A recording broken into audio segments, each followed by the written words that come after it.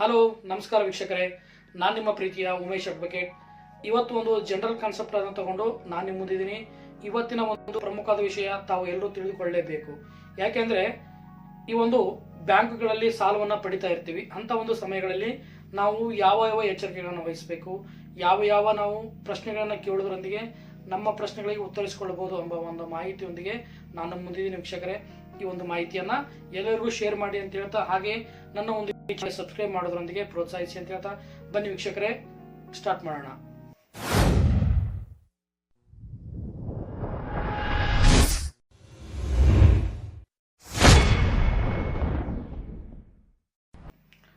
ಇವತ್ತಿನ ಒಂದು ವಿಚಾರದಲ್ಲಿ ಮೊದಲನೇ ಒಂದು ಪ್ರಶ್ನೆ ಯಾವುದು ಅಂದ್ರೆ ರೇಟ್ ಆಫ್ ಇಂಟ್ರೆಸ್ಟ್, ಅಂದ್ರೆ ದರ, ಬಡ್ಡಿಯ ದರ ಏನಿರಬೇಕು. ಈ ಒಂದು ಬಡ್ಡಿಯ ದರ ತಾವು ಕೇಳಲೇಬೇಕು. ಯಾಕಂದ್ರೆ ವಿಪರೀತ ಬಡ್ಡಿ ಸಾಲಗಳನ್ನ ತಾವು ಹೊರಗಡೆ ಕೂಡ ತೆಗೆದುಕೊಂಡಿರ್ತೀರಿ. ಸಾಧ್ಯದಷ್ಟು ಮಟ್ಟಿಗೆ ಏನ್ ಮಾಡಿರ್ತೀರಿ, ಬ್ಯಾಂಕ್ಗಳಲ್ಲಿ ಕೂಡ, ಸಹಾಯಕ ಸಂಘಗಳಲ್ಲಿ, ಮತ್ತೆ ಧರ್ಮಸ್ಥಳ ಕೆಲವೊಂದು ಸಂಘಗಳಿದಾವಲ್ಲ, ಸಹಕಾರಿ ಸಂಘಗಳು, ಇಂಥ ಸಂಘಗಳಲ್ಲಿ ತಾವು ಸಾಲವನ್ನು ತೆಗೆದುಕೊಂಡು ಬಂದಿರ್ತೀರಿ. ಆ ಸಂಘಗಳಲ್ಲಿ ಸಾಲವನ್ನು ತೆಗೆದುಕೊಂಡಾಗ ನಿಮ್ಮ ಬಡ್ಡಿ ದರ ಎಷ್ಟಿದೆ ಅಂತ ಕೇಳಿದ್ರೆ ನಿಮಗೆ ಹೇಳಲಿಕ್ಕೆ ಆಗೋದಿಲ್ಲ. ಹೌದಾ, ಅದು ಬ್ಯಾಂಕಿನವ್ರಿಗೆ ಗೊತ್ತು ಅಥವಾ ಲೋನ್ ಅವ್ರಿಗೆ ಗೊತ್ತು, ಲೋನು ಕೊಟ್ಟಂತ ಅಧಿಕಾರಿಗಳಿಗೆ ಗೊತ್ತು ಅಂತ ಹೇಳ್ತೀರಿ. ಸಾಧ್ಯವಾದಷ್ಟು ಮಟ್ಟಿಗೆ ತಾವೇನ್ ಮಾಡ್ಬೇಕಂದ್ರೆ ಫಸ್ಟ್ ಕ್ವಶನ್ ಏನ್ ಕೇಳಬೇಕು ಅಂದ್ರೆ ಲೋನ್ ಇಂಟ್ರೆಸ್ಟ್ ರೇಟ್ ಅಥವಾ ರೇಟ್ ಆಫ್ ಇಂಟ್ರೆಸ್ಟ್ ಏನಿದೆ, ಬಡ್ಡಿಯ ದರ ಏನಿದೆ ಅಂತೇಳಿ ಕೇಳಿ. ಆವಾಗ ಆ ಬ್ಯಾಂಕಿನೊಂದಿಗೆ ಇನ್ನೊಂದು ಬ್ಯಾಂಕಿಗೆ ಹೋಲಿಕೆ ಮಾಡಿ. ಆ ಬ್ಯಾಂಕಿನಲ್ಲಿ ಬಡ್ಡಿ ದರ ಕಡಿಮೆ ಇದೆಯಾ, ಈ ಬ್ಯಾಂಕಿನಲ್ಲಿ ಬಡ್ಡಿ ದರ ಕಡಿಮೆ ಇದೆಯಾ.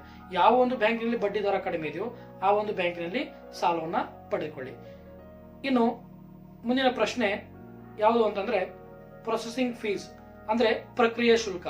ಈ ಪ್ರಕ್ರಿಯೆ ಶುಲ್ಕ ಏನ್ ಮಾಡ್ಬೋದು ಅಂದ್ರೆ ಆ ಅಧಿಕಾರಿಗಳು ಪ್ರೊಸೆಸಿಂಗ್ ಫೀಸ್ ಅನ್ನ ಹಾಕ್ಬೇಕಾದ್ರೆ ಆ ಒಂದು ಸಾಲಕ್ಕೆ ಇಂತಿಷ್ಟು ಪ್ರೊಸೆಸಿಂಗ್ ಫೀಸ್ ಅಂತೇಳಿ ಫಿಕ್ಸ್ ಮಾಡಿರ್ತಾರೆ.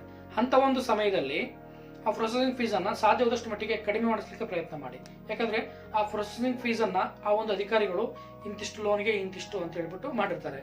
ಅದನ್ನ ಸಾಧ್ಯವಾದಷ್ಟು ಮಟ್ಟಿಗೆ ಕಡಿಮೆ ಮಾಡಿಸೋದ್ರೊಂದಿಗೆ ಕೂಡ ತಾವು ಹಣವನ್ನ ಉಳಿತಾಯ ಮಾಡ್ಕೊಳ್ಬಹುದು.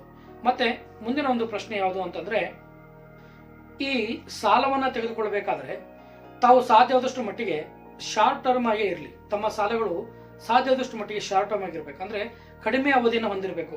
ತಾವೇನ್ ಮಾಡ್ತೀರಿ, 10 ವರ್ಷಗಳ ಕಾಲ, 15 ವರ್ಷಗಳ ಕಾಲ, 8 ವರ್ಷಗಳ ಕಾಲ, ಈ ರೀತಿ ಒಂದು ಲಾಂಗ್ ಟರ್ಮ್ ಅನ್ನ ತೆಗೆದುಕೊಂಡ್ರೆ ತಾವು ಆ ಒಂದು ಹಂತದಲ್ಲಿ ಬಂದಾಗ ತಮ್ಮ ಹತ್ರ ಸಾಕಷ್ಟು ಹಣ ಇದ್ರೂ ಕೂಡ ಏನ್ ಮಾಡ್ತೀರಿ ಅಂತಂದ್ರೆ ತಾವು ಹಣವನ್ನ ಕಟ್ಟೋದಕ್ಕೆ ಹೋದಾಗ ಆ ಬ್ಯಾಂಕಿನ ಅಧಿಕಾರಿಗಳು ಸ್ವೀಕರಿಸೋದಿಲ್ಲ. ಮತ್ತೆ ಅದ್ರ ಮೇಲೆ ಏನ್ ಮಾಡ್ತಾರೆ, ಇನ್ನೊಂದು ಪಾಯಿಂಟ್ ಏನಂದ್ರೆ ಈ ಒಂದು ಕ್ಲೋಸಿಂಗ್ ಚಾರ್ಜಸ್ ಅಂತ ಬರುತ್ತೆ.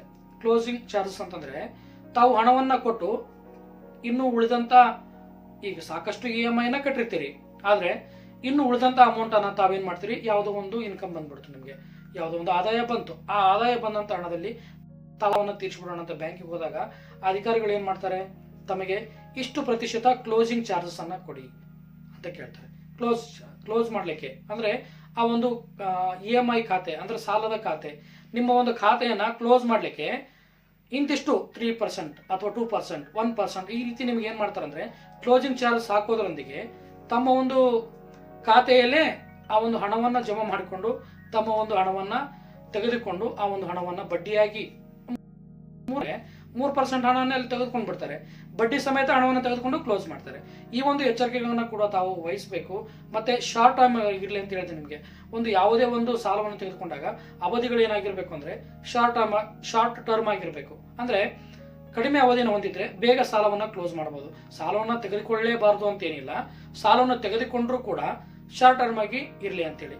ಮುಂದಿನ ಒಂದು ಪ್ರಶ್ನೆ ಯಾವುದು ಅಂದ್ರೆ ವೀಕ್ಷಕರೇ, ಪಾರ್ಟ್ ಟೈಮ್ ಪೇಮೆಂಟ್ ಆಪ್ಷನ್ ಅನ್ನ ತಾವು ಹೊಂದಿದ್ರೆ ಅಂದ್ರೆ ಯಾವುದೇ ಒಂದು ಕಾಲದಲ್ಲಿ ತಮಗೆ ಹೆಚ್ಚುವರಿಯಾಗಿ ಅಥವಾ ಇನ್ನಿತರ ಆದಾಯ ಮೂಲಗಳಿಂದ ಅಥವಾ ನಿಮ್ಮ ಮನೆ ಒಂದು ಒಗ್ಗಟ್ಟು ಕುಟುಂಬ ಆಯ್ತಂದ್ರೆ ಇನ್ನೊಬ್ಬರ ಆದಾಯ ಹೆಚ್ಚಾಗಿರುತ್ತೆ. ಅಂತ ಒಂದು ಸಮಯದಲ್ಲಿ ತಾವು ಹೆಚ್ಚಿನ ಆದಾಯ ಬಂದಾಗ ತಾವು ಒಂದು 5 ಲಕ್ಷ ಸಾಲವನ್ನ ಮಾಡಿದ್ರೆ ಅಂದ್ರೆ ಈಗ ಒಂದು EMI ಕನ್ವರ್ಟ್ ಮಾಡ್ಕೊಂಡಿರ್ತೀರಿ, ಒಂದು 10,000 EMI ಅನ್ಕೊಳ್ಳಿ.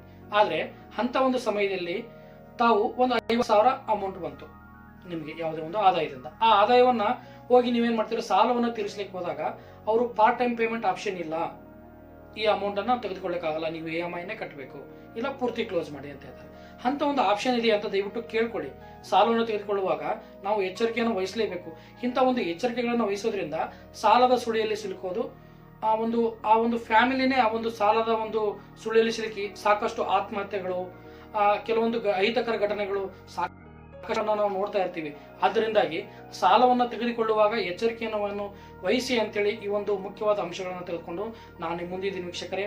ಈ ಒಂದು ಮಾಹಿತಿ ತಮಗೆಲ್ಲ ಇಷ್ಟವಾಗಿದೆ ಅಂತ ಭಾವಿಸ್ತಾ, ಸಾಧ್ಯವಾದಷ್ಟು ಸಾಲವನ್ನು ಕಡಿಮೆ ಮಾಡ್ಕೊಳ್ಳಿ, ಸಾಲವನ್ನು ತೆಗೆದು ಅದನ್ನು ಉಳಿತಾಯಕ್ಕಾಗಿ ಬಳಸಿ ಅಂತ ಹೇಳ್ತಾ, ನನ್ನ ಒಂದು ಮಾಹಿತಿ ಇಷ್ಟವಾಗಿದೆ ಎಂದು ಭಾವಿಸ್ತಾ ನನ್ನ ಒಂದು ಚಾನಲ್ಗೆ ಸಬ್ಸ್ಕ್ರೈಬ್ ಮಾಡಿ ವೀಕ್ಷಕರೇ. ಇದೇ ರೀತಿ ಮಾಹಿತಿಗಾಗಿ ನನ್ನ ಒಂದು ಮಾಹಿತಿಯನ್ನು ತಾವು ಶೇರ್ ಮಾಡಿ ಅಂತ ಹೇಳ್ತಾ ನನ್ನ ಒಂದು ಮಾಹಿತಿಯನ್ನು ಮುಗಿಸ್ತೀನಿ ವೀಕ್ಷಕರೇ.